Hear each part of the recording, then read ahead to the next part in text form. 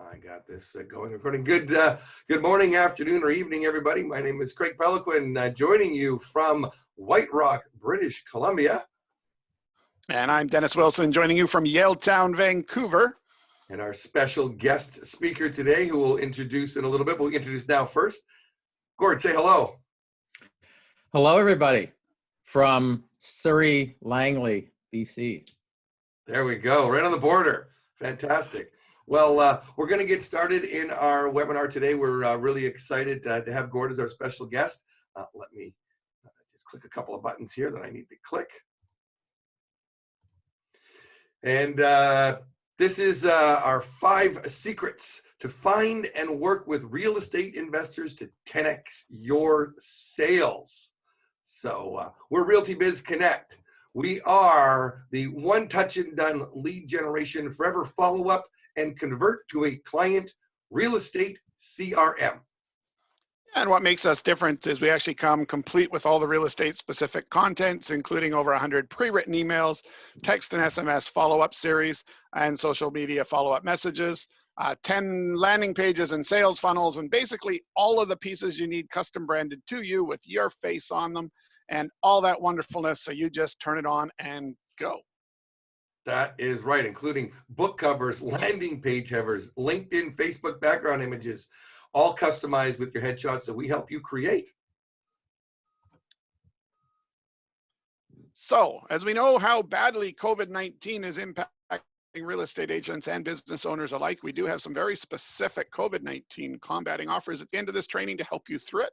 Our courses are normally $27 each, but we are waiving the fees to help real estate professionals during this difficult and rather unprecedented time. That's for sure. So who are we? Dennis, that's you up on stage in Barcelona, if I do remember correctly.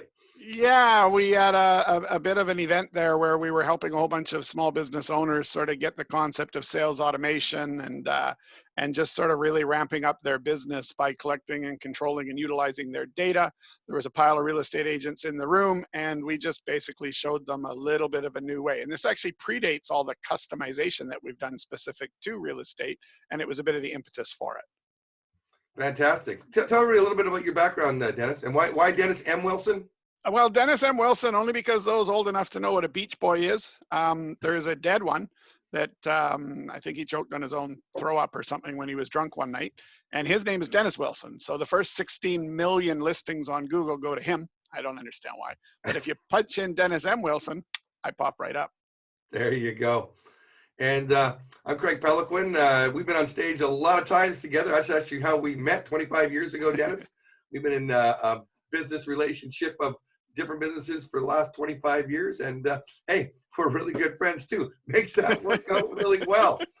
I happened to find LinkedIn as one of the best tools about 7 years ago to start creating leads. Written a couple of books on how to generate qualified leads in just a few minutes time. The book says how to generate them in 10 minutes, but with all the things that Dennis has done with with his IT guys and the software, we now can generate 10 leads in about 3 minutes. We do a specific training for real estate agents on how to use LinkedIn, but today we have partnered with some real estate professionals, and one of those professionals we have on with us, so he's going to be talking today.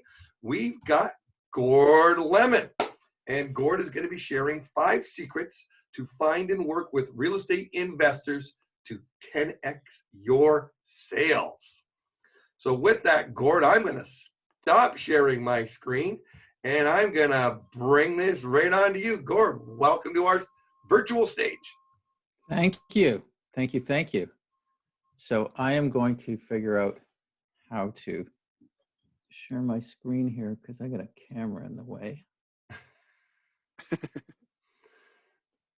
The new way of doing business. There we go. If everybody saw everybody's setup, it would be rather shocking, wouldn't it? Are you seeing that? We are seeing that there, Gord. Excellent, excellent. All right, guys. Thank you so much for the intro. Today, we are definitely going to show everybody how to 10x your sales through utilizing investors and basically dominating your market literally transforming your business into a deal generating, referral generating, money making powerhouse. Woohoo. I hope that sounds good to you. Yes. We are I'm going in. to, basically, I'm going to show you the 5 secrets, and then we're going to unpack each one as we go. So basically, we're going to understand how to properly qualify your investors, how to calculate the lifetime value of a client, both retail and an investor client. We're going to be showing you how to amplify your marketing efforts, showing you how to pick a niche in the investment world and locate those high net worth investors that will do deals with you. Now, I just want to show you some facts. These facts are facts, and you're probably aware that 90% of agents earn only 10% of commissions in their local area. So that's the majority of realtors fighting over a small amount of commissions available. 5% of realtors earn 20% of the commissions, 4% earn 30% of commissions, and only 1% of realtors in a geographical area earn 40% of commissions. Now, how many of you would like to start earning 40% of the available commissions in your city? So today, and I'm assuming that's pick me, today we're going to show you how to get onto that path and be well on your way in doing that. Now, who am I to promise you such a lofty goal here? Well, a few years ago, I created Real Estate Training Club. Now, I've personally trained over 7,500 investors who have gone on to create millions and millions in net worth. But lately, though, I focused on training real estate agents. Now, you may be asking, why would I do that? Well, as an investor of 32 years now, yes, my gray hair definitely shows that. I've formed teams in real estate investing of real estate professionals in numerous cities, in Ontario and in BC and in the Detroit area and in Phoenix and the Maricopa County and Fort Myers, Florida, and excuse me, sorry, and in Houston, Texas. And I have found one common trait everywhere that I've invested. And that is, I'll tell you that in just a second. I began my career as a speculator. I began making money on 2 spec homes in Mississauga. Then I lost almost all those gains when the real estate market crashed in 1989. But in order to learn more, I became a realtor, thinking that MLS access was the solution to this problem that I had. But I didn't know what I was looking at. So I actually got real estate training, became a mortgage broker to fully understand the financial aspect of real estate investing, and then continued investing as the main part of what I was doing.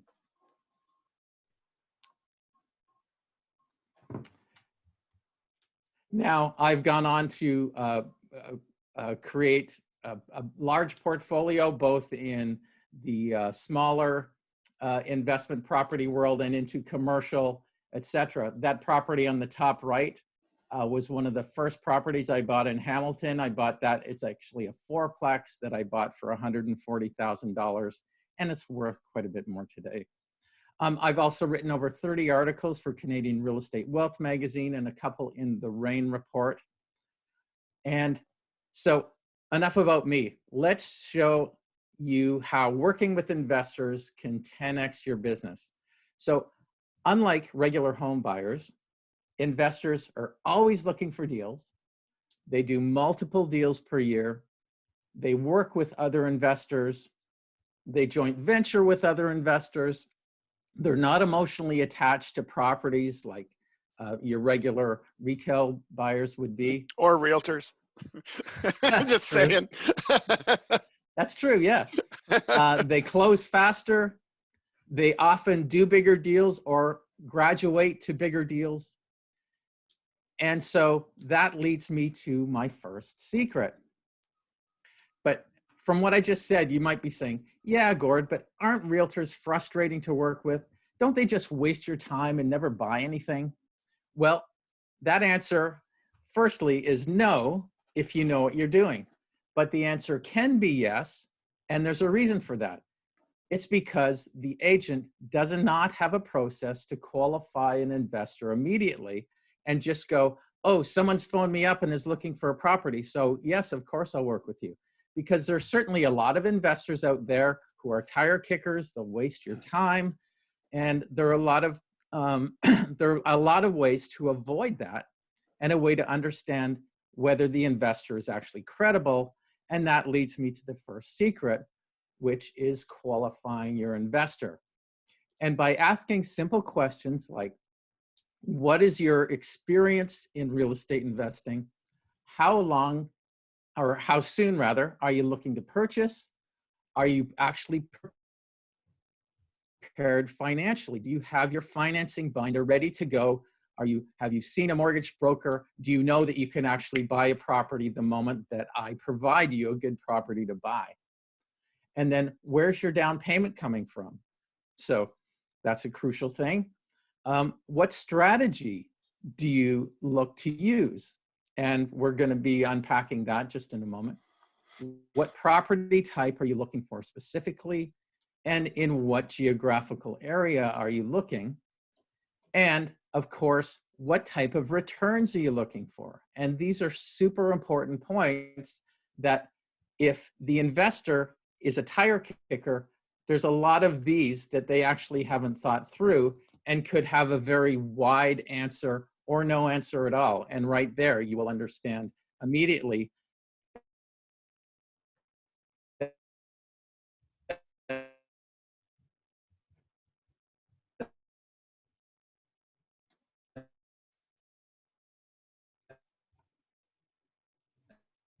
this person's points, and we'll be able to begin to hone into the actual investor's criteria.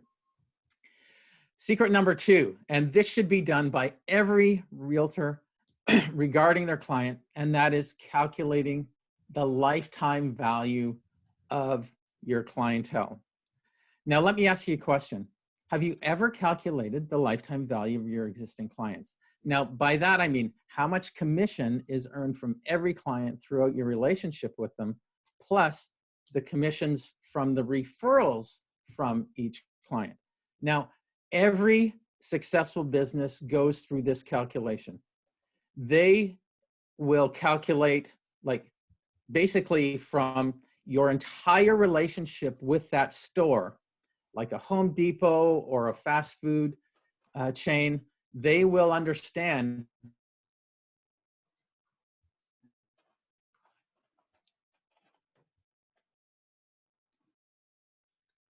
Are you seeing the lag there, Dennis, with Gord? Yes, I am. Gord, we're getting some lag time with you. Based on how much money throughout your loyalty. I don't know what to tell you. Sometimes if you're suffering with bandwidth issues, if you break up your talk a little bit, so you let the streaming catch up, it can help. So put a bit more pauses in between sentences. Sometimes can help if you are lagging temporarily. Okay. How about now? Yeah, that's helpful.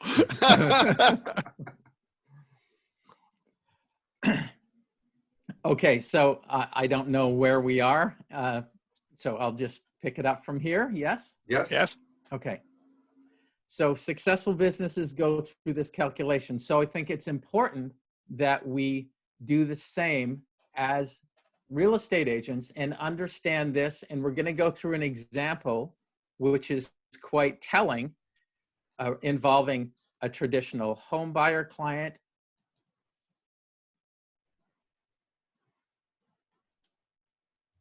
As we're going to begin with just getting some market data so we can utilize a number that we can use.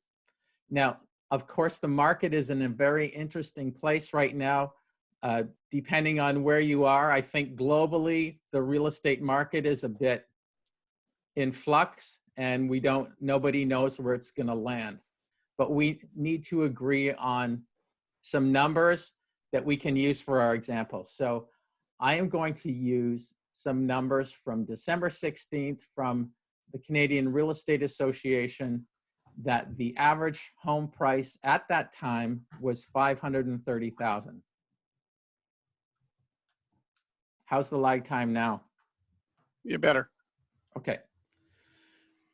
So we're going to use this, and we will get a commission base that we can utilize from this. Now, depending on where you are, I've done businesses and spoke in many of these different places. So in Arizona, the commission is 6%. In Washington state, it's 6%. In Florida, it's 5 to 7%. In England, it's anywhere from 1 to 7%. And in British Columbia, it would be a straight 17,750. So we are going to base our commission amount on $23,584.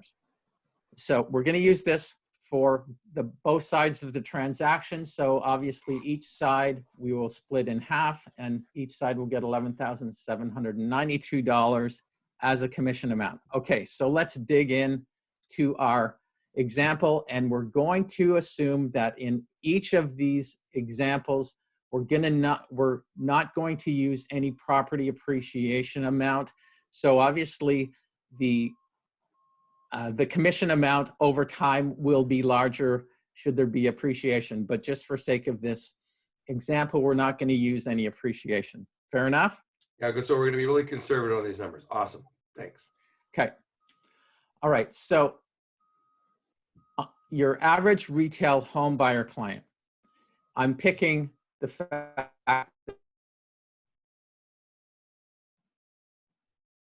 Yeah, we've lost you again there, Gord. the estate agent will do with this.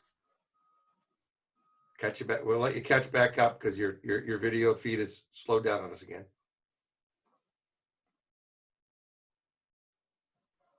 Okay. There you go. You're How's back. that? Okay. Can I just pause to see if anyone else in the house is using the internet and get them to stop? Yes, you should do that. You might have some streaming going on that's sucking up your bandwidth. All right. Yeah. Can you pause sharing my screen for a second, or do I have to do that? You, if I pause, I got to bring you back. But hang on a second. Just leave the screen, and Craig and I'll chat. Go. Put yourself on. Put your video on pause. All right. So while Gord goes and deals with his bandwidth issues, a little bit about myself. I actually am a real estate investor, so it's interesting to see all of this kind of stuff. And as we get further along and you start to see more of what Gord's teaching you, it starts to resonate fairly full on, because I've bought 8 rental properties, and every one of them from a different realtor. And the main reason why is somehow the realtor thought that they should educate me about real estate, right? I mean, I'm a real estate investor. I had a puddle of money. I knew what I wanted. I knew where I wanted to be. I knew what my numbers were. And it was just really, really frustrating as a real estate investor to get a realtor to just bring me what I want instead of the things I don't want that he thinks he can sell me. So Gord will get into some of that, and I'll be giving a little feedback as he does. But yeah, it's a very interesting world. So as Gord says, you need to talk differently to real estate investors than to retail people. I'm telling, listen to Gord. He's absolutely right. 8 properties, not once with the same realtor. There you go. Yes, and that is an interesting thing, and I can speak to that later. But it's all right. We were just holding space for you. So thank you. Good. Carry on. I'm hoping this will be better now. Thanks for waiting. So let's jump back in. So your average retail buyer, I'm assuming that you're doing 3 deals with them. Essentially, they live in the house for a few years, and because you've used your real Whatever you did, Gord, it didn't fix it.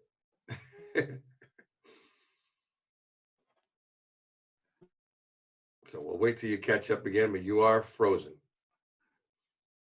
RealtyBiz emails full of welcome. Wow. Huh. Welcome to the world of Zoom webinars. Every now and then one just goes wrong. Quite all right. If you got extra things running in the background of your computer, that could be slowing you down too there, Gord. Your PowerPoint shouldn't be slowing you down.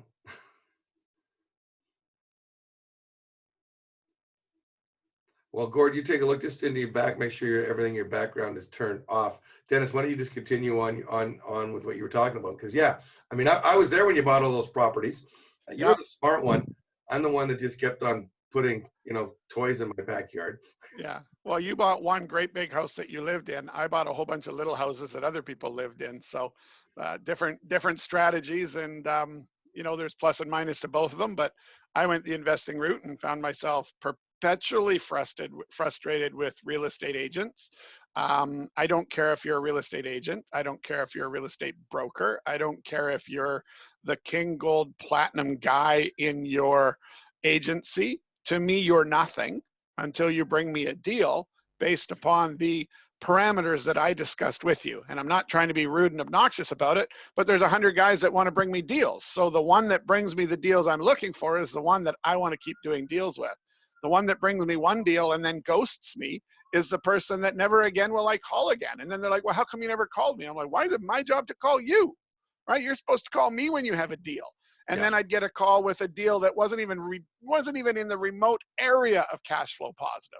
My rules were 25% down between $100,000 and $200,000 place, cash flow positive after all expenses. Right? I might go to 30% down to get it to cash flow positive. Those were the parameters. And they'd bring me $400,000 places that were negatively geared by $1,000 a month to go, well, this one would be really good because of the appreciation. I'm not a flipper. I'm not an appreciation guy. I'm a cash flow guy. So, man, all I can say is spend more time listening to what your investor wants to tell you about what he's looking for than trying to educate them about things. If they ask for education, and give the education, but don't lead with the education trying to prove you're a smart realtor. It's completely flat, right? It's like going to a bank manager and trying to teach him how to do banking. He's not going to listen to you. Right. So Gord, where are we at? We got you back. Okay. I turned everything off except for this. So hopefully that's better. And to your point, Dennis, and going back to the previous secret is when you're qualifying your investors, it will be evident that you'll be able to either educate them or just be a menu taker, essentially. Yeah. And you should be okay with either, because man, if one person would have listened to me and brought me all 8 properties, one person would have made 8 times the commissions instead of them not doing what I was looking for. And instead trying to deal with me the way they would deal with a regular homeowner looking to buy or sell a home. So yeah, it's super critical, the things that Gord's teaching you to evaluate your investor and talk to them the right way. I mean, listen to them the right way. And Gord's frozen again, or no? He's just on a pause. Am I? Oh, there you go. No, you're good. Yeah, no, you are definitely having some lagging issues, Mr. Lemon. Oh, wow. I'm sorry to hear that. Yeah. It happens. Go with the flow. It happens. It's soup.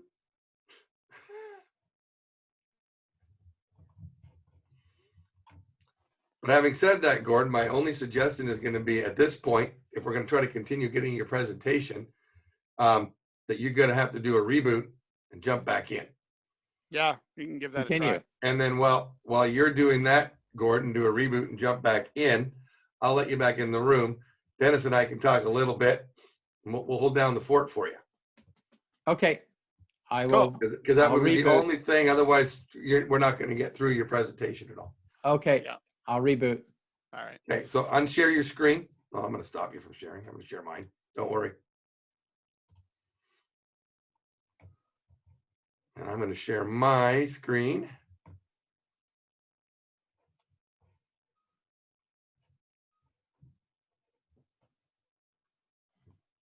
So I'll just talk a little bit more Yeah, from you go, Dennis. my point of view on being a real estate investor. You know, it's great that real estate agents know lots about lots, because that's why we need them to go and find us deals, and they have access to the MLS and they can do the appropriate questioning to pre-vet a deal for me. I was literally just sitting there with a bucket of money ready to buy every deal that qualified. Show me that the numbers work. I bought every one of them, by the way, sight unseen. Okay, so investors don't care about the same thing as retail guys. I don't care about the flower pot in the backyard. I care about what's the potential rent, what's happening in the area. Yeah, I might ask you that, but normally if I'm looking to invest in an area, it's because I know a Walmart's about to be built there, right? I'm on top of it possibly before the real estate agent. And if you come to me and say, hey, you might want to consider this area because they're still cash flow positive, and there's a Walmart coming to town, or there's a Home Depot coming to town, or something to show me that that area is about to regentrify, I said, then I'll be all over it, right?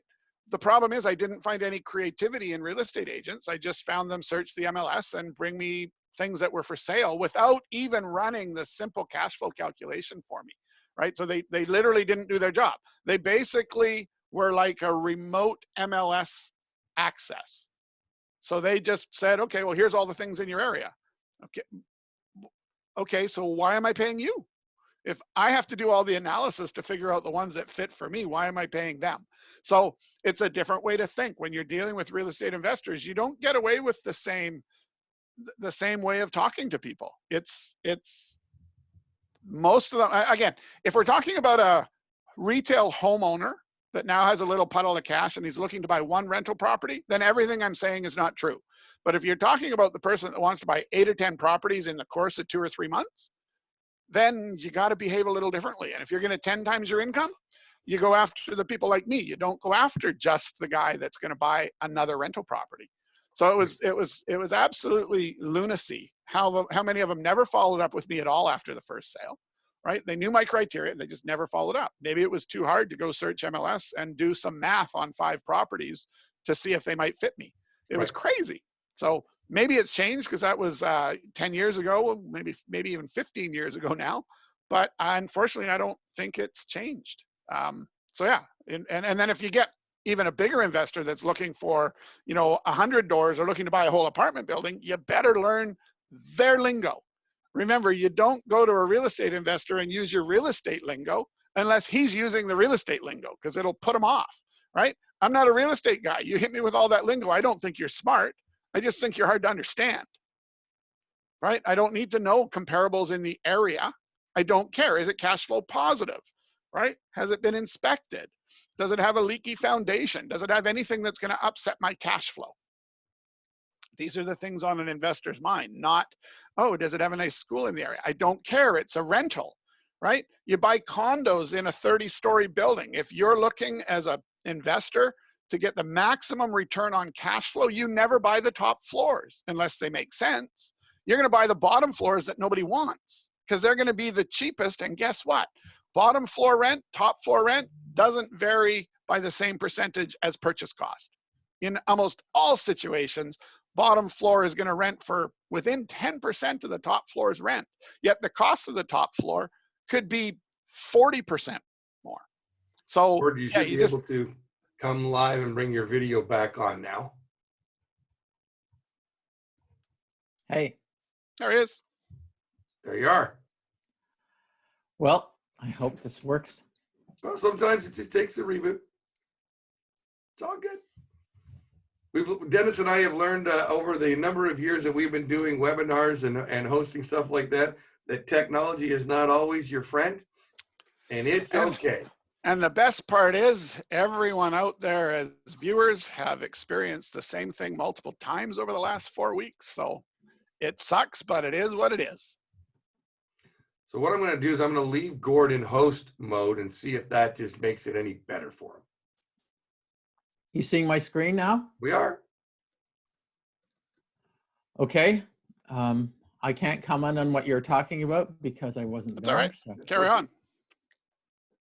Does it seem better now so far? Well, we'll find out. When it works, it's perfect. When it doesn't, then we'll tell you. When it works, it works. When it doesn't, it doesn't. So Never a we're truer back word into spoken. Gord was left off where we're talking about the lifetime value of a homeowner client. Yes. And if you recall, I was saying the number of deals are 3 because if they live in the house, if you work with them to find a couple their first house and they live in that a few years, and because they've used the RealtyBizConnect app, which has provided them monthly customized emails full of welcomed, useful information with your customized branding, they call you to list their house because they've outgrown this house. And then, so you get the sale there, and then you're able to find them their dream home. So we're going to assume that that's 3 transactions. How are we doing? Is it working so Better. far? Much Okay, better. good. And then referrals per client. Because you've done such a great job, they will refer you to 2 people. And those 2 people we're going to assume do the same 3 transactions each. So what do your commissions look like? Well, you've got your first house, the purchase side, then you've got the listing side when they sell the property, and then you've got the buy side when they buy. Again, we're not using appreciation, so we're assuming they're all the same here. So that totals $35,376. And when the 2 referrals do exactly the same thing, combined, that's a lifetime value from that one client plus the 2 referrals of $106,128. Now, not too bad. So let's now pivot and show you what it's like to work with an investor. So there's 2 types of investors typically. One will be the long-term hold investor who will be utilizing appreciation and cash flow, and the other will be the buy, fix, sell, more the flipper. So let's start with the long-term hold investor. And with that strategy of a long-term hold, that average hold period can be anywhere from 5 to 10 years. And I typically say that because when a long-term hold investor purchases a property, they utilize typically a fixed term, a fixed mortgage with a 5-year term. And if they like what's happening then and they want to do the hold period again, then they'll move to 10 years. The average number of deals that an investor will do would be anywhere from 2 to obviously well over 10 deals. Let's be conservative. For our example, we're going to say 4 deals. And again, the referrals would be 2. And I'm going to tell you that investors, when you're doing a fantastic job, will actually refer you way more than 2 times. But we're going to remain conservative here. So let's look at the numbers here. So if the initial investor buys 4 properties from you, that's $47,168 in commission. Now on the sale side, that investor, assuming no appreciation, you will also garner $47,168. So that is a total of $94,336 just from the one investor. Now with 2 referrals doing the same thing, that actually totals a cool $283,008. So you can see that that is obviously a much larger number. And if you think about it, like many doctors go to school for 7 to 10 years to earn like $250,000, $300,000 a year. And how much are they paying for their education to earn that? And here you have the opportunity to be garnering this kind of commission amount by working with, and this one is just knowing 1 investor and their 2 referrals. Now, if you just knew 4 investors, what does that look like? Well, check this out. Knowing 4 investors and getting only 2 referrals from each investor, that's over $1.1 million. So now let's look at the buy, fix, and sell investor. Now, for our example, we're going to use 1 deal per year for 6 years. Now, a buy, fix, and sell investor, and I have certainly done many of these, you will do as many as you possibly can if it makes sense. And even in the slowest time, you would do 2 per year. Typically allotting 6 months for the deal to begin and finish and get sold, utilizing that money to do the second deal, and just do that perpetually. So these people with this focus will do deal after deal after deal. Now, we're going to assume, even though this is an appreciation play, because you're forcing that appreciation in the fix-up, we're going to assume $23,584 for both sides of the deal. You find the deal, and then you list the deal. And the average number of deals equaling 6, referrals 2. So that totals $141,504. So that's pretty good. And then if you're looking at referral 1 and referral 2, you've got $424,512 just by doing this few number of deals with the client. But this is perpetual deals, right? This is cash flow coming to you. This is constant deal flow. Now, by knowing 4 investors, that turns out to be almost $1.7 million in commissions. And again, this is no appreciation. So, okay, this leads me to secret number 3.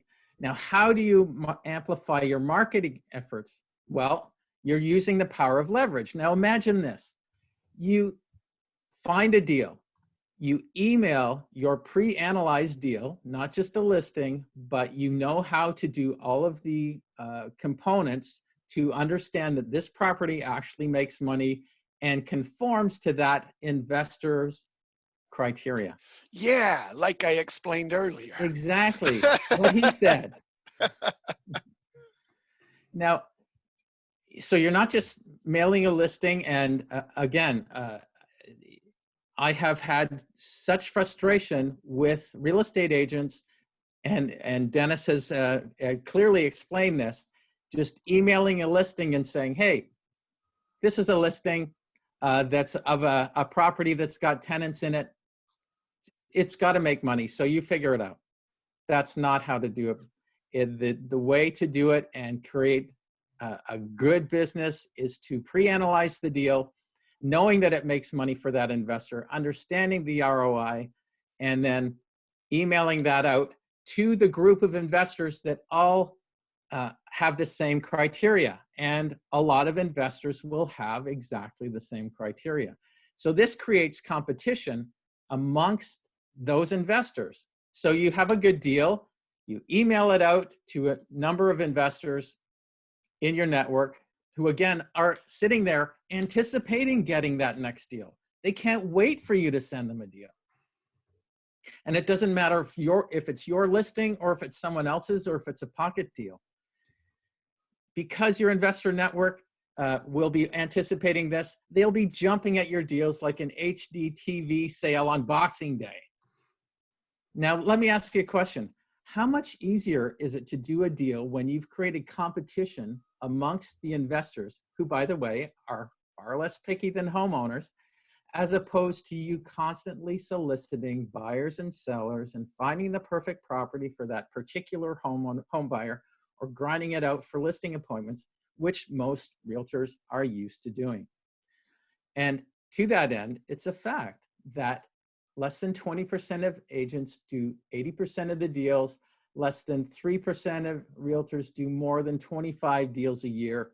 And 90% of agents rely solely on the retail market. Now, if you think about that, that's a lot of competition. In fact, in BC, at the end of 2019, there was basically 26,000 agents in BC alone. So if you think 90% of agents are relying on the retail market, that's 23,400 agents competing for that same small amount of business. So when you understand the investor business, it is easy to lessen your competition.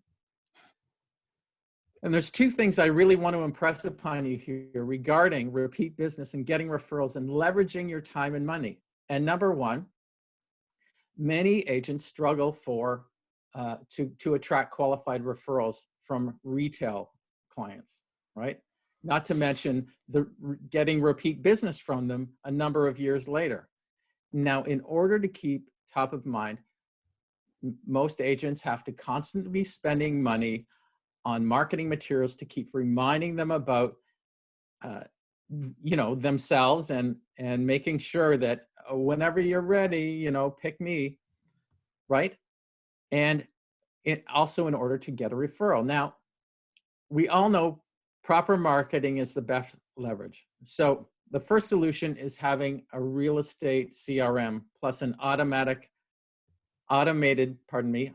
marketing system. And I happen to use RealtyBizConnect. Now, you guys have already spoken about this. We have not. Barely. Is there anything you want to add right here? Well, yeah, I mean, it's the best real estate CRM on the planet, and it does everything that you need it to do. And it'll help you give the professional you look to an investor, right? You go to an investor who's looking to buy a ton of properties and you send them to no sales funnel, or you have a miss in following up with them. Investors are very tolerant with broken planters and, needs a little bit of a fix up on the front face. They're very tolerant of those things because that's their world. They want that. You forget to follow up when you said you would once, or you don't have yourself constantly in their mind. Don't forget, an investor is getting hit by lots of agents trying to take my money away from you. So the minute you have a miss, or the minute you don't look as good or best or in control or professional as the next guy, the investor's out. So don't think you can do it all on a spit and a handshake anymore. There's competition out there. So having a proper real estate CRM, branded properly, you branded as the expert, all of that stuff to give the investor the comfort level is super critical. So that's all I have. Dennis, spit in a handshake that was pre-COVID. Yeah, right? Let's try that now. That's not going to happen anymore. That's not going to be for a while. Another generation before that comes back. It was a stupid idea anyways. Like, how gross if you think about it. Very good.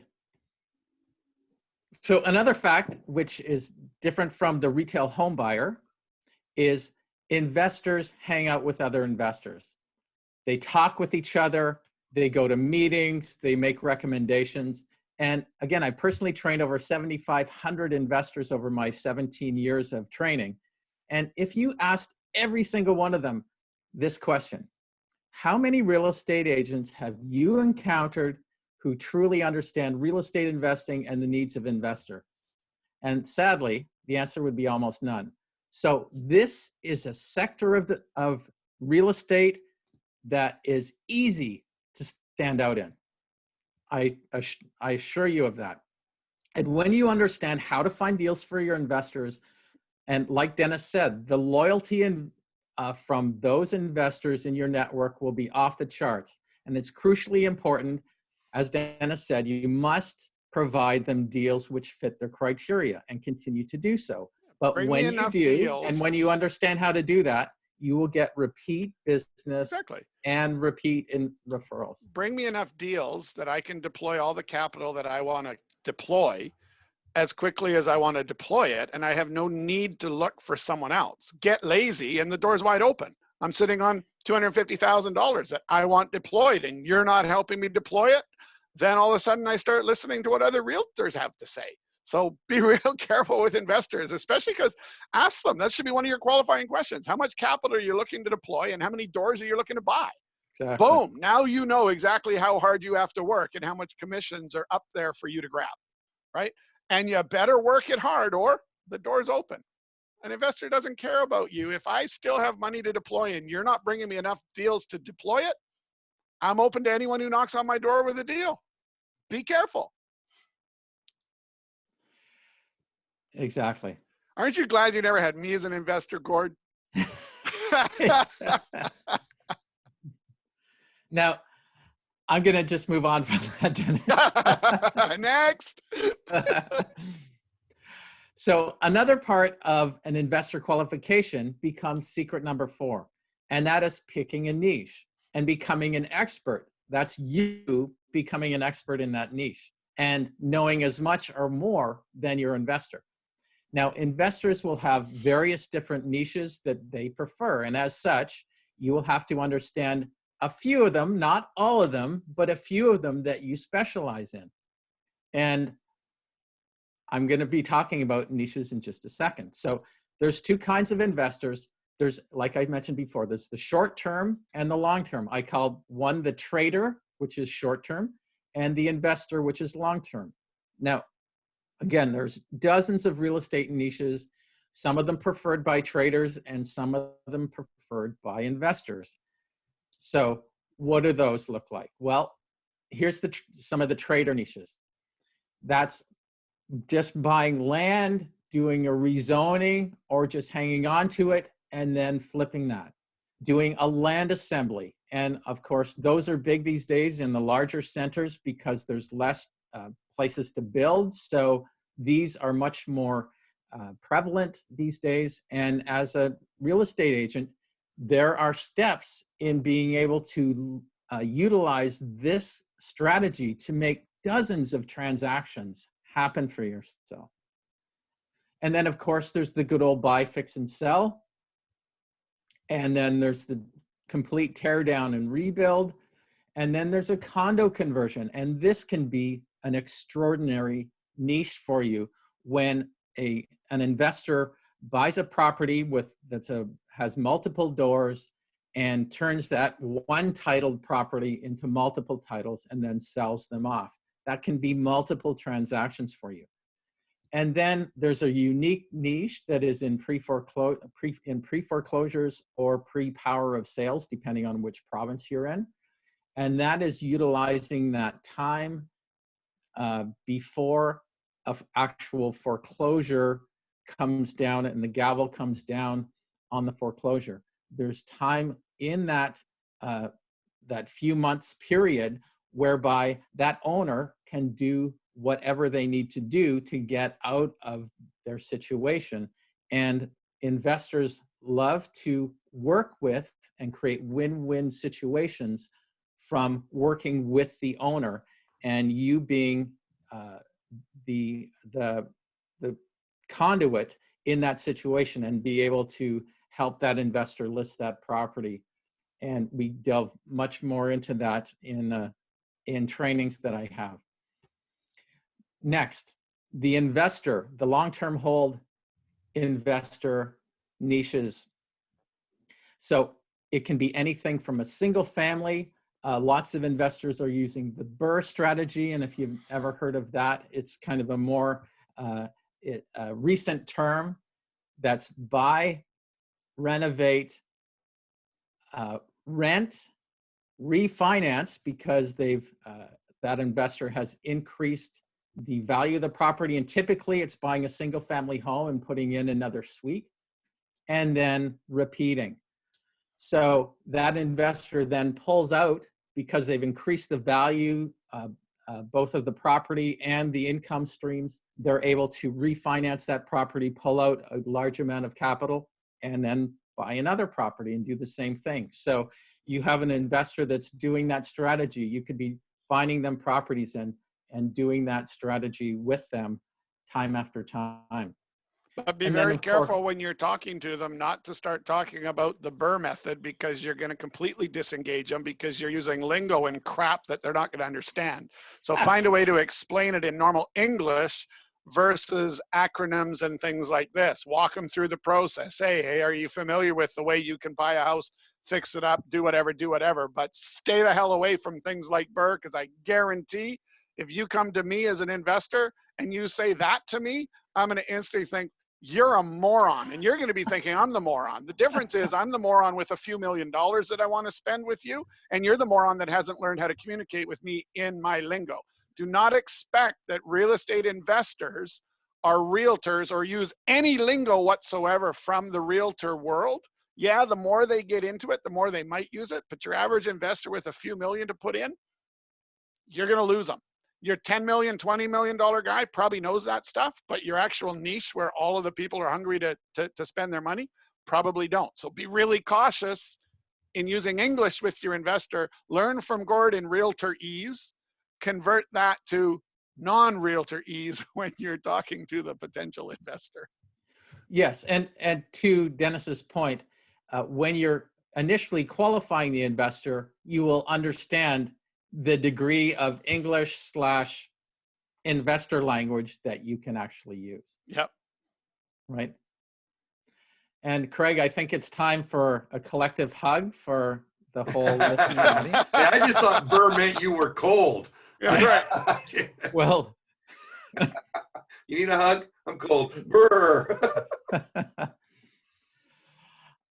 Okay, continuing. So multifamily residential, obviously that's more than 4 units. And then the rent to own strategy, which is a very common strategy used in the US. It's used in Canada, but not to the same degree. Needs a bit more explanation for the people that are involved in it, but it's a super, super powerful strategy. It's also a strategy that investors will really think is cool if they're going to deploy their capital anyways. I mean, this is a way to sell a house 4 times. I mean, you pick up 20 grand in rent and then you get it back. You pick up 30 grand in rent, you get it back. So investors like this if you mention it to them. Most don't even think about it. But if you bring this, a lot of investors will go, well, now that's something I never thought of before, because it's literally like just printing money. You get paid the rent and then you get the house back. You know, so it's like renting but not renting, because you get a bigger rent than you do typically than if you're just renting.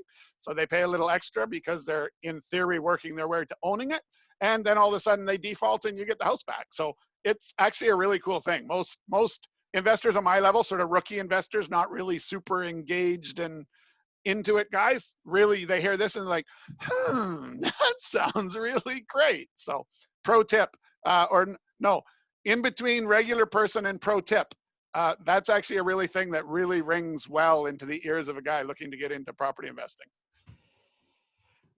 And just one caveat to that, Dennis, the way I teach it is not a turn and burn solution. Although that I'm just saying, you can educate later. Remember, headline first, Gord. Headline first, right? Yes. Then first paragraph. Then you go kick me in the butt about my poor thinking. Meanwhile, you got my attention and you got my money. So it's sale, Gord. Okay, just saying. All right. No, you got it. Okay, then we're on to a lot of investors love student rentals. Some love resort properties, and those will hopefully come back to being very prevalent with the Airbnb. And then there's mobile home parks, there's self-storage, there's medical buildings, parking lots, hotel, motel, commercial retail, office, industrial, warehouse, and assisted living. These are all cash cows, or can be cash cows if positioned correctly. Well, and think about it, Gord, too. If you go back to that slide, there's going to be a lot of things that are going to come up that you may not have thought of, because as we come out of COVID, I mean, self-storage, for instance, there's going to be a lot more people that are no longer wanting to live together after being cooped up for 2 months in COVID in self-isolation, that are now going to be separating, and storage units are going to be, filled to the brim. I mean, what a great way to be able to do it. So you start thinking about, where we are. I mean, our world is going to be different as we come out of COVID-19.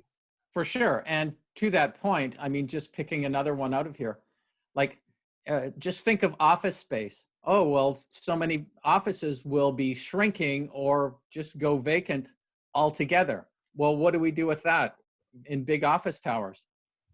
If they are completely not needed anymore, then there could be a switch to change them into condos.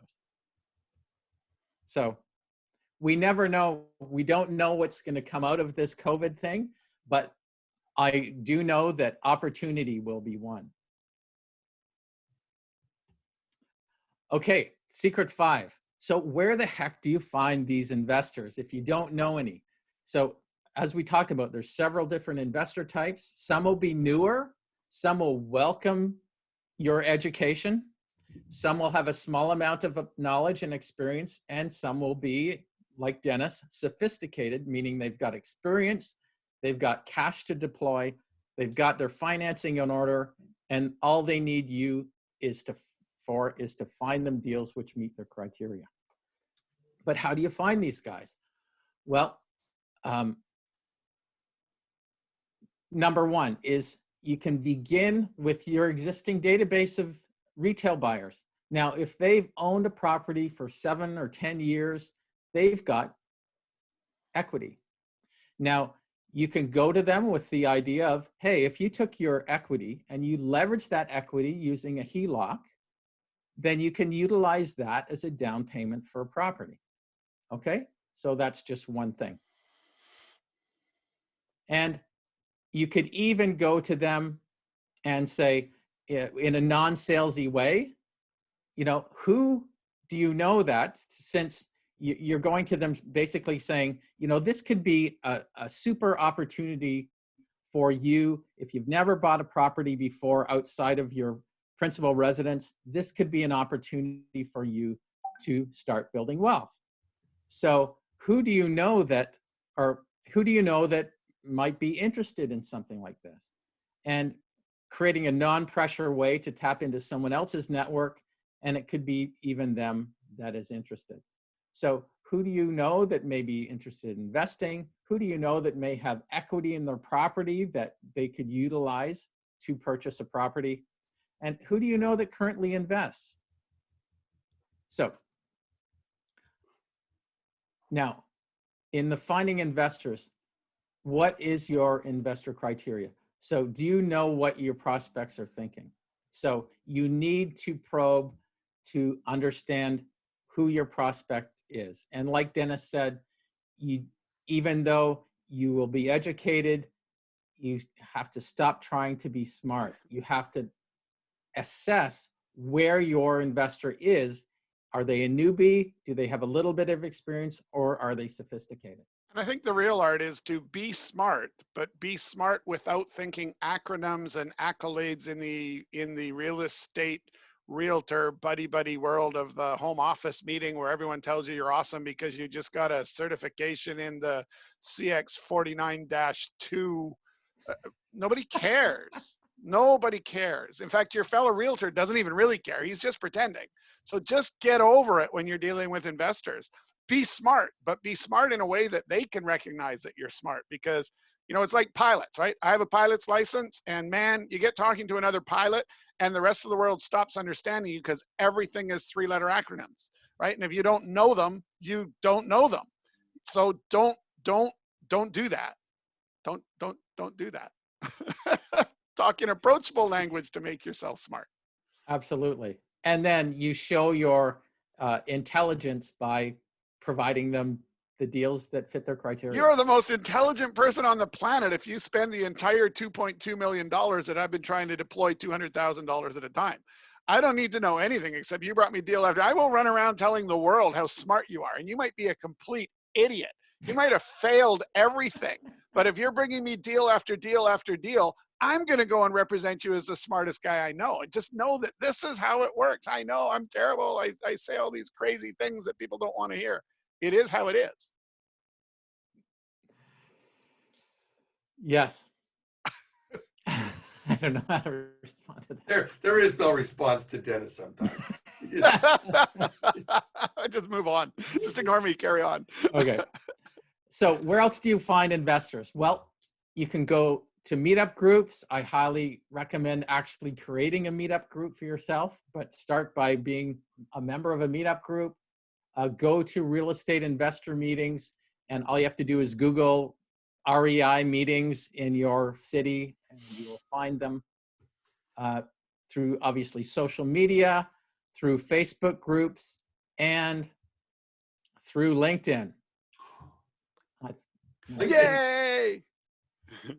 So we happen to have a LinkedIn expert as part of this team. Craig, I can do the slides for you, but if you want to take over and talk. Fantastic. Yeah. You do the slides, because I can't do the slides for me. So you're in control. Yeah, one of the great things about LinkedIn is it allows you to really focus on the right type of people. Now, you can just simply type in real estate investor and any city, into the search box on your LinkedIn profile, and you'll come up with a bunch of people. So they see real estate investors, Toronto. And anybody that is in Toronto and has real estate investors in their profile, anywhere in their profile, will come up. And in this case, you're going to see 16,904 results at the time that you did that search. There's quite a few people. If you change that to Vancouver, 8,594 results. So if you only did 10 a day, every day, you could spend years going through this list. But there's other ways that you can do. You can even, make it even a smaller area. You can go from like Vancouver to Coquitlam, so you're more niching your area where you're at. There's only 600 results. That's a better bite-sized chunk. But you can also start looking for high net worth individuals. And this is what I really recommend, because real estate investors, you're also going to find a lot of real estate agents in that group. So they're not really your target, they're more your competitor. So if you go and you start searching for high net worth individuals in those areas, doctors, dentists, CEOs, engineers, architects, business owners, people that earn, six-figure, mid-six-figure, even seven-figure incomes, the likelihood that they've got the money to invest with you to be a real estate investor and would be looking to do that and not already have a real estate agent, you've got a much higher likelihood of finding the right type of person. So in this case, dentist, Burnaby, BC, 53 results. So there you go. There's a perfect example of a high net worth individual in a local area that you can go out, and now with 53 people, you could connect with all 53 of those people in a single day on LinkedIn. Yes. And to that end, part of what I do is I help investors who have been self-financing and have run out of their own cash to actually start raising capital utilizing other people in their contact base. Right. And in one situation, this particular real estate investor they put together this PowerPoint presentation. They did that for their dentist, and they were able to raise, just from one person, $1.3 million from their dentist. And that opened up how many possibilities of purchasing real estate just from that one certain investment, from that one relationship. Yeah. So in the same way, this will totally work for you to uncover high net worth individuals who are basically married to their jobs, too busy to do real estate, and need a person like you to help find them deals and help build their net worth. Now, Alan has a question. Craig, do you think premium paid version of LinkedIn is necessary? Not initially, but usually very soon. Depending on how many people you're trying to connect with, what LinkedIn does is it limits the number of free searches you can do if you're on a free account. So what you're going to need to do, usually pretty early on in your searching, it's going to stop you from doing more searches without premium. So they always offer you 30 days of free premium. So you take it and you work your account like crazy in those 30 days because you'll have unlimited searches. Then after 30 days, you're going to be able to see if you want to continue doing premium. I mean, premium is going to cost you somewhere around $60 to $70 a month. The only one that you need, just need to get a regular business premium account because you want the unlimited search capabilities. The in-mails you get, but that's not a big thing. So the answer is initially you don't need it. You will want to get it, and whether you keep it is all dependent upon if you're still using the system. Hope that helps your question. Very good. It's cool, so I'm guessing it does. So when you're just finding small investors, you need to be prepared to answer, because these investors will ask you some questions. So what area would you invest in right now and why? So be prepared to answer that question. What is the average rental amount in that area? So you need to be up on these facts and not just give what you assume that that would be. And you have to know where to find that information. And what type of property is getting good cash flow? These are very common questions that will be posed to you as a real estate agent. Here's another one. Do you know of any private lenders who finance the types of deals I'm interested in? Now, you can't just say, well, I just used my mortgage broker, so he'll tell you. No, you need to know exactly the type of deal that the investor's thinking about and is discussed with you, and then actually know the type of lender that will provide financing for that type of property. And financing is in a very different place right now. The risk tolerance that lenders have currently is on high alert. So it's very, very important that you understand the financing world. It doesn't have to be to the degree of what a mortgage broker knows, but you actually really need to understand this to be able to direct your investors to that end. What type of properties do your investors participate in? So they assume that you actually have other investors that you're working with. And do you know of any investors interested in joint ventures? Now, many investors, like I said, self-finance, but everybody runs out of money. And so they could be interested in joint venturing with somebody. And who do you have in your network, another investor that you could maybe introduce to that person and be able to then be able to do a deal from that new relationship? Now, finding large investors. Now, ask the large investor, the sophisticated investor, what their criteria is. And basically what Dennis just said, and I put this in here because of Dennis's encouragement, shut up and listen. It'll help you. You'll Yeah. sell more to the investor, I promise. Now, a sophisticated investor will often talk in investor lingo and be using BRRRR and LTV and ARV and a bunch of semi-technical or lingo that is specific to the investor. And it's important that you understand all that lingo so you're able to carry on a logical conversation. And of course, if you shut up and listen, you will quickly see what kind of lingo he or she is comfortable with, so you can respond with your appropriate lingo versus stuff that they're not comfortable with. See, it all starts with shut up and listen instead of doing all the talking like I am. So most of the time when I have interviewed, and I've interviewed dozens and dozens of realtors in both the States and Canada, or just at networking events or on the phone or what have you, and I barely get 3 or 4 questions in before I get the blank stare of doom that I call it. And that's okay. So I don't want to waste an agent's time or mine by listening to,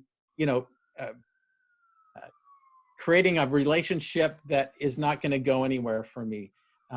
So I am encouraging you that you are not alone. If you don't understand some of the things we're talking about, if you don't understand investor lingo and property analysis and a bunch of these niches that we're talking about, that's okay, because we have a training for that. And it is designed especially for realtors to 10x your business, to improve, and the repercussions of this are many, and it will improve your regular home buyer business as well, because you will just know way more about real estate itself. And the beauty of this is for BC agents, it is approved for 6 hours of self-directed learning. So, and the time is now. Why? Because everybody's at home and it is the time to learn. Learn while you have the time. Cultivate investors through LinkedIn and the other ways we've showed you. And really, more millionaires are created during the recovery after a recession. So this is the best time. And I love this quote by Warren Buffett: be fearful when others are greedy, and greedy when others are fearful. Now, no one has a crystal ball, but do you think the masses are fearful right now? Just a bit. Just a bit. I mean, this is the investor's creed. So there are investors that are just getting liquid and waiting for the deals to happen. I assure you, there's going to be deals. We don't know when, we don't know to what degree, we don't know what niches, but there will be deals, and there's going to be investors that are ready to take advantage of those deals. And they need realtors like you who understand the business to and have developed those relationships with them to be able to take advantage of this time that is upon us. Now, we're going to show you how to identify and locate good deals for your investors, how to cultivate pocket deals, the analysis that needs to be done before you send an investor a deal, understanding financing, lenders and lender products. Again, not to the same degree that mortgage brokers do, but enough for you to be able to understand where the beginning of an analysis of a property is. And of course, that beginning of a property analysis begins with financing. And then, of course, the specific investor data that is necessary for their due diligence and consequently yours. And then packaging deals to create competition amongst that network of investors that you create. Hey, Gord, And can then you we're go back just quickly on there?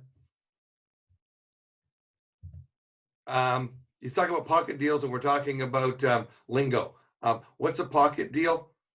Sure. A pocket deal in the investor world is a deal where the realtor knows enough investors that they find they've got a relationship with an investor who is looking to sell a deal, and they've got a network of investors who want to buy a deal like that, and they alert the group of investors that this deal is coming on board, and that deal actually never hits the MLS.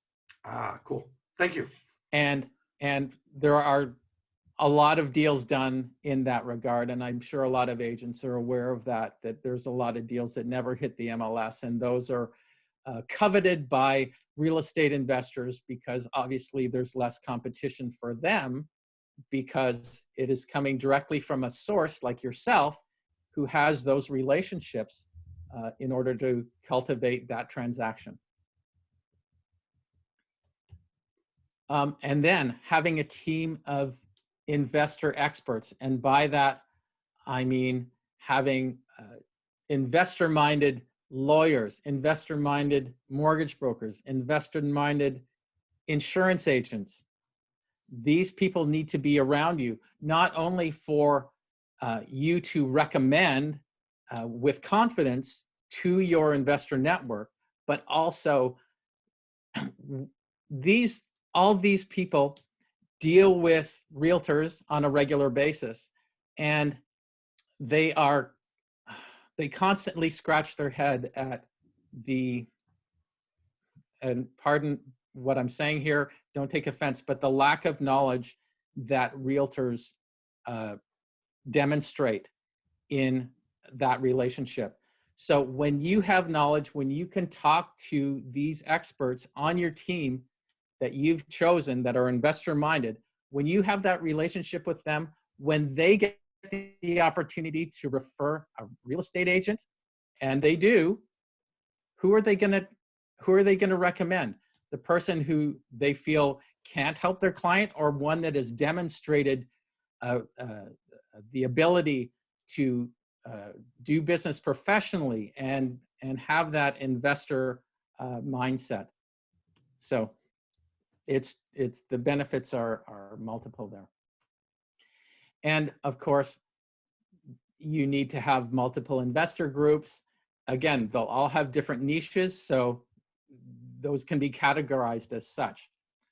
And target marketing, especially specifically to investors, understanding how to do that, how to specialize in multiple real estate niches and understand the strategies and exits that are necessary for that investor, and having the negotiation skills to be able to work on your investor's behalf to get them the best deals. And then determining your strategic position in the marketplace. So that's creating a niche market and sticking to it. And then determining your market dominating position. So this is coming down to marketing and being able to position yourself in your marketing statement and doing all of your subsequent marketing that shows that you are head and shoulders above the average real estate agent. So creating that market dominating statement where all your marketing is built around it, we're going to show you how to do that. And then consistently provide those supporting materials which back up that marketing dominating position. And that is all in your marketing, your network, and of course, in the actual value that you provide your investors. So I call it the Real Estate Investor Success System, Real Estate Agent Investor Success System. It's 12 weekly online sessions. And again, it gives you 6 PDP hours upon completion. You're going to learn to qualify your investors, do property analysis. You'll understand trader niches, investor niches, build an investor-focused team. You'll be able to understand how to be doing bigger deals with your investors. A bit about commercial investing, not to make you a commercial agent, but enough to understand how to qualify a client who is looking to invest in commercial. And then determining that market dominating position that you have. So in qualifying your investors, it's going to be from the financial aspect, from their goals, their preferred niche, their preferred strategy, and what are their expectations of you in that relationship. Now, Chris just took this training. He said it's very well structured, comprehensive training, especially the hands-on manuals are highly useful in working with investors. He was really amazed at the value. Now, again, if you don't understand financing, you don't really understand actual real estate, because that opens up a whole world to you. Now, let me ask you a question. If you knew how to speak with, say, a mortgage broker on their level, knew how to qualify clients, and therefore were able to bring properties to your clients and subsequently to that mortgage broker with clients you already knew could qualify, thus making the mortgage broker's job easy and therefore profitable for everyone because the deal actually closes on time, who would that broker recommend as a real estate agent?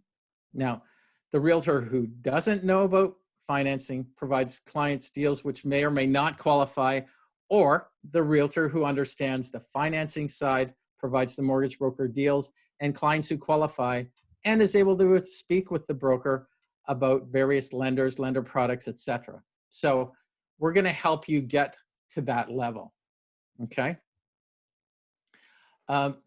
Ramon here, he said the training contained very interesting and useful information. Gord was able to take complex topics and simplify them. Well organized and excellent training. So from the trader niches, we're going to show you the calculating the buy, fix, and sell formula, doing land assemblies, condo conversions, understanding pre-foreclosure or pre-power of sale and what happens in that, where the opportunity lay for your investors there.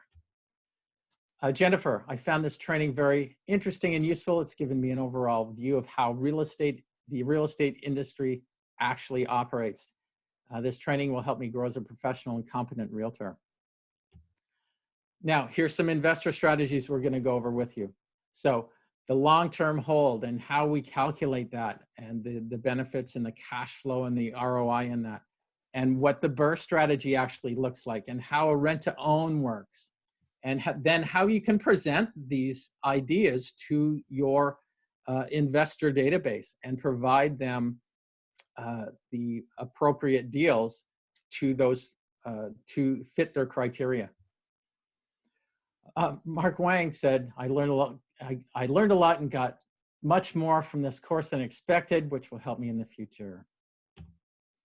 Okay, again, building that investor-focused team that I talked about: mortgage brokers, lawyers, insurance agents, contractors, property managers, and being able to really talk to them on their level and be able to assess and create a team of really good people, because we all know that there's lots of mortgage brokers, lawyers, insurance agents, contractors, property managers out there that don't deal with investors, right? So, well, obviously property managers do, but there are a lot of people that don't. And so, and you can't be using the ones that don't for your investors, right? For your investor clients. You have to be able to build a team of people that do investor deals as a good percentage of their business. Doing bigger deals. So we're going to show you how to work with multiple investors, how joint ventures work, how different company structures could be utilized, and so how you as the realtor are able to deal with that and understand how to present offers in working with these clients and how they've structured their companies, etc. And then commercial investing, the basic components of a number of types of commercial deals, and then working with a commercial agent and being able to do that warm handoff to a commercial broker who's going to appreciate the level of professionalism you've provided them in that handoff. And I've talked to tons of commercial realtors over the years, and one of their biggest complaints is when they get a referral from a residential realtor, and so many of the times that referral comes up flat because that residential agent hasn't done the proper groundwork to qualify that person in order to be able to provide that very successful warm handoff to the commercial broker. And then, of course, marketing is a huge component. So we want to show you how to separate yourself from your competition and find new investor clients. So we've got these 12 weekly online sessions. The price is $19.97. It's learn at your own pace. It's, again, 6 PDP hours. And here's the first bonus. So I'm going to show you and provide you a template which you can put in rental properties, buy, fix, and sell, rent-to-owns, apartments, mobile home parks, commercial, industrial, doesn't matter. You just have to find a few numbers and input them, and it's going to do a lot of the work for you, okay? So this is just a couple pages of a number of them, and this is a $1,500 value. I got another bonus for you, and in building your team of a competent investor team of, again, mortgage brokers, lawyers, bankers, insurance people, property managers, contractors, all of these, I've created phone scripts, which includes the questions that you can ask and the answers that you should expect. And this is a $500 value. And wait, there's more. I have bonus 3, which is a joint venture agreement and a joint venture checklist. So you can be assured that you understand and can even help your investors who are looking to put together, create a relationship and do a deal together. If they don't know how to create a joint venture, this will show them how to do that, and you can help them. And that's a $1,500 value. And bonus 4 is a property due diligence checklist. So it shows you from the property analysis through the financing, everything that needs to be done in a sequential order. So you don't miss anything. So you can be as professional as you possibly can. And that's a $500 value. So we've got the 12 weekly online sessions, presentation template at $1,500, phone scripts at $500, joint venture, sample joint venture agreement and the checklist, $1,500 value, the property due diligence checklist, $500. That's $5,997. But of course, we're not going to charge you that today. Today, we're going to do the whole package for $597 plus GST. Wow. So if you'd like to learn more about that, and I just want to show you one more testimonial. Vichy Singh said, "How I wish I could have started this course earlier in my career. Been a total eye-opener. The real estate board taught us only theoretically, but not a single way to implement it into the everyday life of a realtor. Your course has shown us how to do this." And I've got a no-risk guarantee for you. If you've gone through the entire training, applied the steps that I suggest, and do not feel that you've found value, I'll return 100% of the money, and you can keep the bonuses. So I'm starting a new session starting June the 3rd, which is a Wednesday at 10 a.m. Pacific time.